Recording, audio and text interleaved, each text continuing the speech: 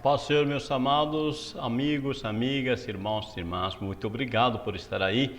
Hoje é a nossa lição número 5 e que eu vos falo aqui, o professor Ronald. Eu sou muito grato em poder servir você, sou professor do Instituto Teológico Metanoem e prazer em poder ajudar a cada um de vocês. Hoje nosso tema é enfrentando as tensões no casamento e nosso texto áudio está em Filipenses 4:8, que nos diz: quanto ao mais, irmãos, tudo que é verdadeiro, tudo que é honesto, tudo que é justo, tudo que é puro, tudo que é amável, tudo que é de boa fama, se há alguma virtude, se há algum louvor, nisso pensai. Olha só o que o apóstolo Paulo está colocando. Se você quer mudar teus relacionamentos, se você quer melhorar teus relacionamentos, aprenda em primeira instância a mudar teus pensamentos. Se você pensa algo que é verdadeiro em relação às pessoas, algo que é honesto, algo que é justo, algo que é puro, algo que é amável, teu relacionamento vai mudar.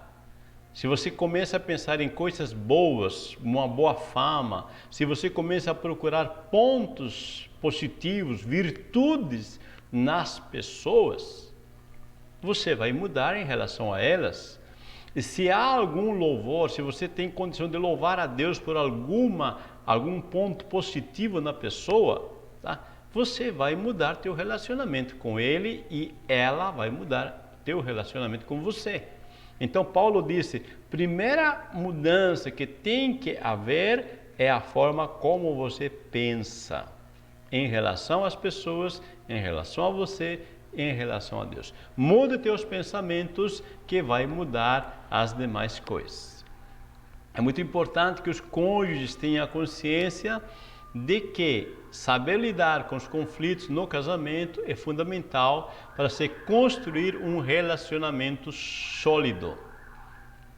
Vamos falar com 3 objetivos: falar acerca das descobertas da vida a 2, como contornar os conflitos com sabedoria, tá? Vamos falar acerca das descobertas da vida a 2 e como contornar os conflitos com sabedoria. Depois vamos ensinar de onde surgem os conflitos, identificá-los como oportunidades de mudança. Em seguida, vamos mostrar quais as ferramentas poderosas para o sucesso familiar. O texto está em Eclesiastes 9, versículo 14, o texto de referência. Só o versículo 9 eu vou ler, onde diz: é melhor serem 2 do que 1, porque tem melhor paga do seu trabalho. Então pensa bem, tá? Vale a pena serem 2. Introdução: não existe relacionamento perfeito, existe o relacionamento harmonioso, ok? Então, quando nós falamos em perfeição, às vezes as pessoas estão procurando pessoas perfeitas. Por mais perfeitos que seja uma pessoa, os dois se casam, as 2 pessoas se casam, pode ter problemas. Por quê?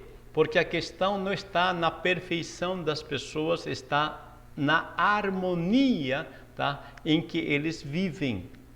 É mais ou menos como uma pessoa juntar vários profissionais músicos, tá? Para fazer uma orquestra, mas se esses profissionais espertos nas suas áreas musicais não tocarem seu instrumento de forma harmoniosa, não sai orquestra. Você entendeu? Para que saia uma orquestra, para que saia uma música ideal, cada músico vai tocar no seu tempo, no volume necessário dentro desse contexto todo. Casamento, então, não é formado por pessoas perfeitas, mas por pessoas que sabem viver em harmonia. Relacionamentos profundos são resultados do aprendizado de se viver juntos e de colocar em prática os princípios bíblicos. Veja, relacionamentos profundos são o quê? Resultados. Então aprenda isso, tá? O resultado que você está tendo não está bom? Então mude. tá? Aprenda a viver junto, mude as práticas, mude os fatores, que o resultado vai mudar. A realidade das tensões, as primeiras dificuldades familiares, tudo começa depois do sim e sinais que antecedem o sim. Aqui nós vamos focar a realidade dos conflitos familiares, como surgem e como enfrentar e resolver tais tensões. Independente do ambiente, a realidade das tensões tem sua origem no próprio ser humano, como revela Gênesis 3:7.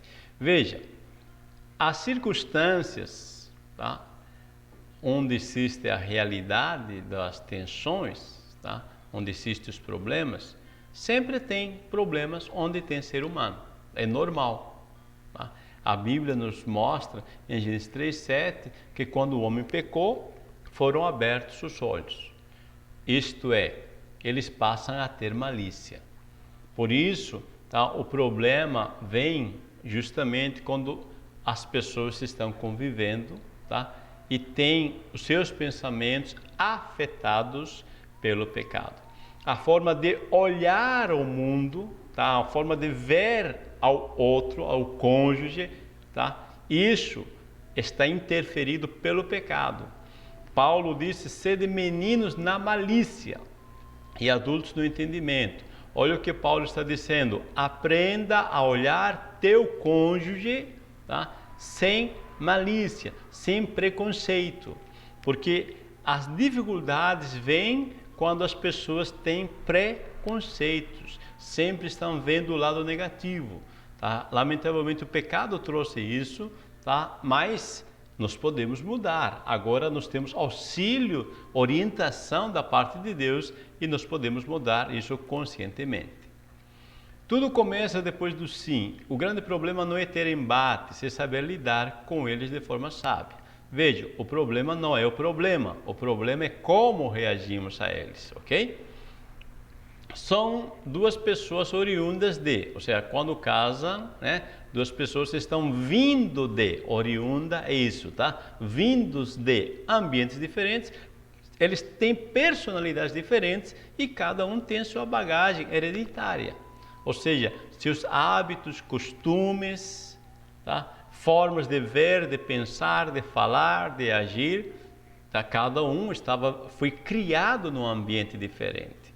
Tá? Então essa bagagem vem e a pessoa tem que estar consciente, tá, que agora vai começar a conviver um espaço a dois, tá, e com pessoa que tem sua forma de pensar diferente.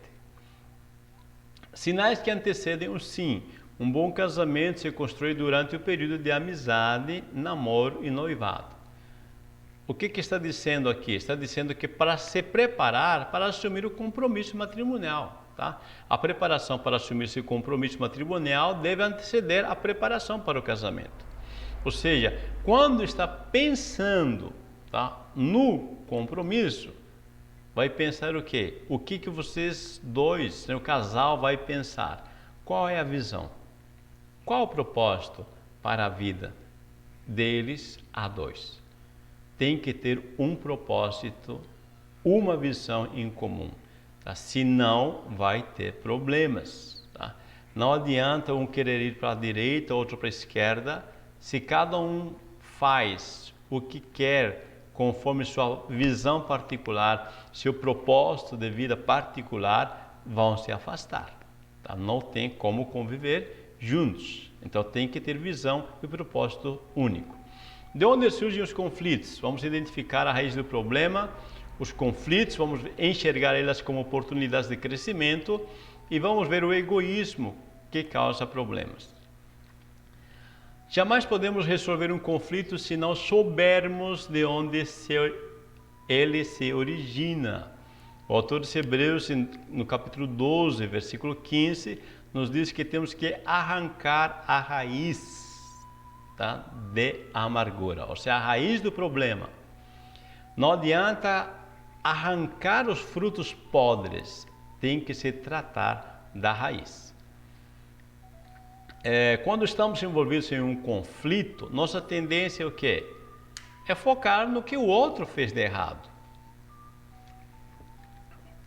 Então olhamos aquilo que a pessoa falou ou fez errado e no que ele precisa ser corrigido, mas dificilmente olhamos para nós.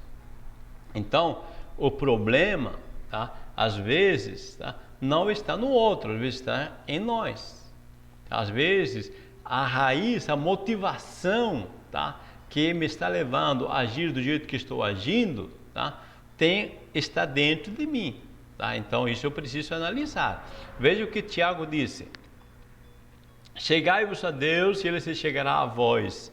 Limpai as mãos, pecadores, vós de duplo ânimo, purificai o coração. Isso é a revista corrigida. O mesmo versículo na Nova Versão Internacional disse: pecadores, limpem as mãos. E vocês que têm a mente dividida, purifiquem o coração. Olha o que o autor bíblico Tiago, ele nos está dizendo: se você purifica o coração, se as motivações emocionais são purificadas, a tua mente vai ficar mais tranquilo e os teus comportamentos vão mudar, tá? Então, purifica o coração, porque o que Tiago está dizendo, o problema não está somente no limpar as mãos, ou seja, nos comportamentos. O problema não está somente na mente que está dividida.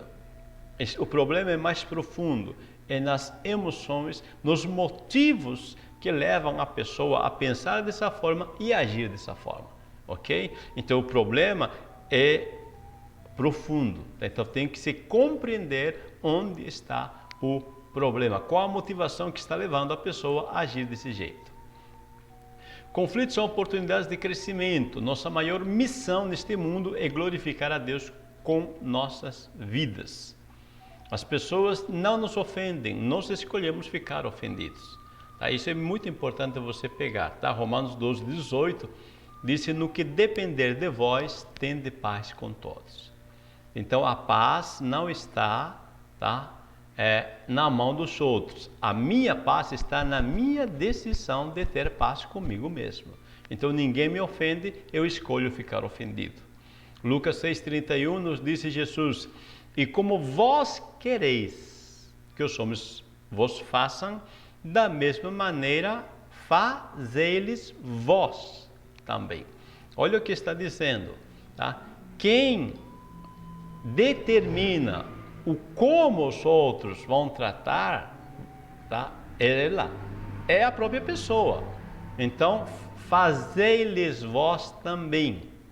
Então, se eu quero melhorar meus relacionamentos com outros, eu tenho que tratar bem essas pessoas. Aí o problema vai refletir, ou o problema vai mudar, né? Vai se contornar o problema, ok?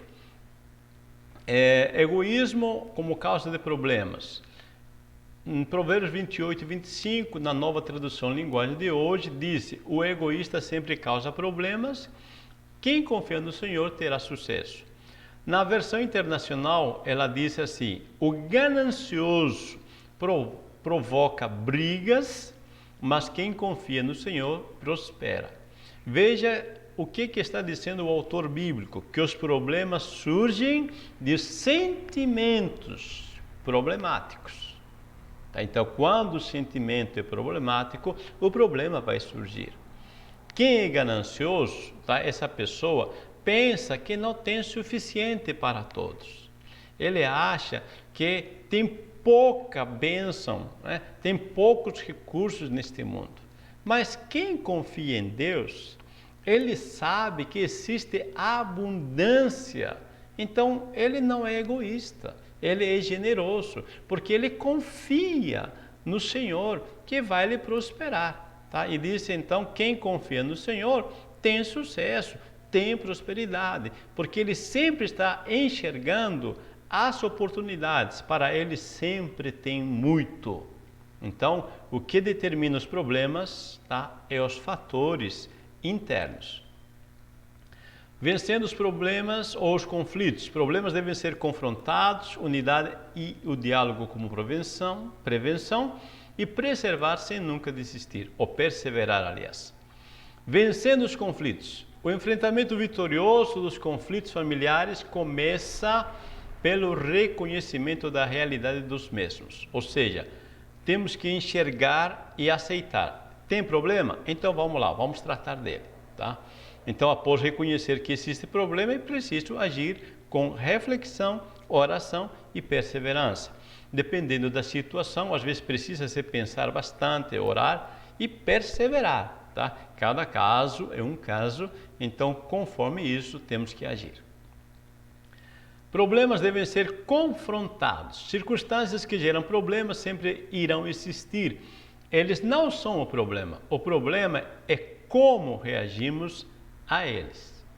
Então, o inesperado acontece. Todo mundo já passou em algum momento aquilo que não queria passar. Mas o importante é como reagimos. Tá? O lápis quebrou. Então, este problema eu vou enxergar como oportunidade. Agora eu tenho 2 lápis, quando eu precisar usar, não preciso estar toda hora apontando, eu tenho 3 formas, fui potencializado pelo meu problema que aconteceu. Tá? Então, virou uma oportunidade de bênção. Problemas devem ser confrontados. A luta do casal deve ser contra. Tá? Veja, o casal tem que se unir e lutar contra um inimigo comum, que é a natureza pecaminosa, o sistema do mundo contrário a Deus e os seres espirituais da maldade.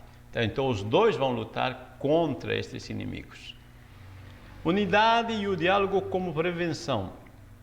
O casal que anda unido resiste com maior facilidade e mais firmeza aos momentos difíceis da vida. Sempre 2 é mais que 1, né? É melhor que 1, tá? Propósitos e metas em comum ajudam a promover a unidade.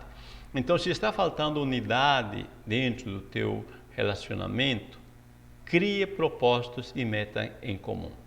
Tá? Juntem e criem propósitos intencionalmente. A falta de comunicação desencadeia sérios problemas para a vida familiar. Senta, conversa, cria propósito e mente em comum que vai dar certo. Perseverar sem nunca desistir. Casamentos estão sendo dissolvidos por coisas simples que a longo prazo ficam complexas. Veja, agir com mais sobriedade, disciplina e responsabilidade ajudam a prevenir essa dissolução. Eu quero que você pense um pouco comigo. Veja, às vezes o problema é pequeno, é como esse copo debaixo da torneira onde fica pingando água. Mas tem uma hora que enche o copo e depois um pequeno pingo vai fazer que transborde, que derrame essa água.